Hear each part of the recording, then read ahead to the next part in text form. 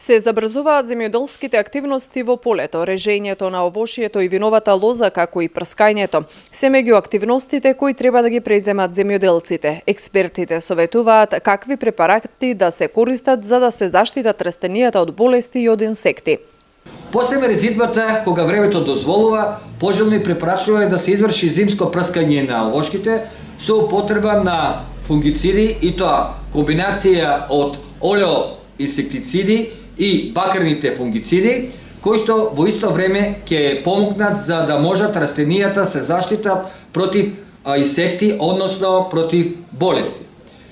Кога станува збор за зимско прскање кај виновата лоза и кај овошките, би сакал да нагласам дека тука всушност станува збор за така наречено зимско капење на овошките, односно на виновата лоза. Значи не треба да се оросат само виновата лоза, односно овошките, него напротив, треба убаво да потече, да се избањат, да се искапат. Ивановски советува дека многу важен е соодносот на препаратот. Грамажата зависи од големината на крошната на дрвото. Обично доза на употреба се движи кај овошките оноко колку што е ширина на круната.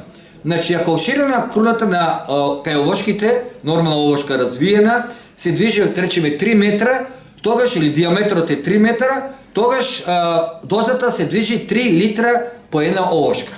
Ово го напоменувам затоа што сега голем број на лозари, па и овоштари, особено овоштарите, имаат посовремени пумпи на батерии, кои што всушност имат помалку изфрлуваат препарати или раствор на единица површина, па побрзо одат со трошење со помала количина, па често пати само ги оросуваат малку овошките и мислат дека е тоа доволно.